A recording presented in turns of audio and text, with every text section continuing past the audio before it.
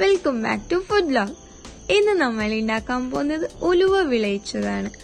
ഇതൊരു ഹെൽത്തിയും സൗന്ദര്യം വർദ്ധിപ്പിക്കുന്നതുമായ ഒരു റെസിപ്പിയാണ്. അപ്പോൾ വീഡിയോയിലോട്ട് കിടക്കുന്നതിന് മുമ്പ് എല്ലാവരും ഒന്ന് സബ്സ്ക്രൈബ് ചെയ്ത് സപ്പോർട്ട് ചെയ്യാം. അപ്പോൾ നമുക്കിത് എങ്ങനെയാണ് ഉണ്ടാക്കുന്നത് നോക്കാം. ആദ്യം ഒരു ഫ്രൈ പാനിലോട്ട് നെയ്യ് ഒഴിച്ചെടുത്ത് കുറച്ച് ഡ്രൈ ഫ്രൂട്ട്സ് നമുക്ക് റോസ്റ്റ് ചെയ്തെടുക്കാം. കാഷ്യൂ, ഗ്രൗണ്ട് നട്ട്,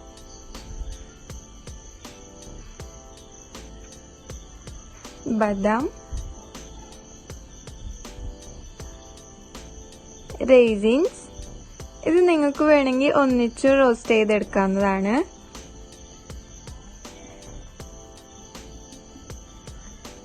പിന്നെ അടുത്തതായി നമുക്ക് കുറച്ച് ഉള്ളിയും കൂടി ഫ്രൈ ചെയ്തെടുക്കാം. അപ്പോൾ ഇതിനെ ഒരു സൈഡിലോട്ട് മാറ്റി വെക്കാം. അടുത്തതായി ഒരു കടായിലോട്ട് നെയ്യ് ഒഴിച്ചെടുക്കുക. അതിലോട്ട് ശർക്കര ഇട്ടിട്ട് നന്നായി ഒന്ന് മെൽറ്റ് ചെയ്തെടുക്കുക. ശർക്കര ഒന്ന് നന്നായി മെൽട്ടായി വരുമ്പോൾ ഇതിലോട്ട് നമ്മൾ വേവിച്ചെടുത്ത ഉലുവ ആഡ് ചെയ്തെടുക്കാം. ഇത് തലേ ദിവസം കുതിർത്ത് വെച്ച് ഒരു 2 വിസിലിട്ട് വേവിച്ചെടുത്ത ഉലുവയാണ്. ഉലുവ ശർക്കരയിൽ നന്നായി ഒന്ന് വെന്ത് കളർ ചേഞ്ച് ആവുന്നത് വരെ നമുക്കിതിനെ ഇളക്കി കൊടുക്കണം.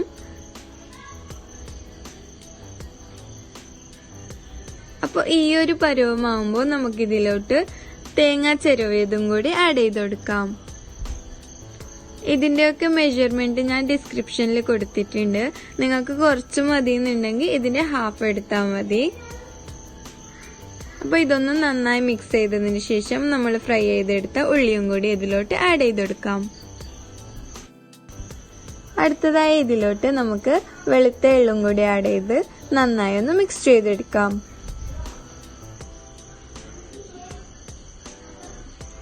ഇനി ഇതിലോട്ട് നമ്മൾ നേരത്തെ റോസ്റ്റ് ചെയ്തെടുത്ത ഡ്രൈ ഫ്രൂട്ട്സും കൂടി ആഡ് ചെയ്ത് കൊടുക്കാം.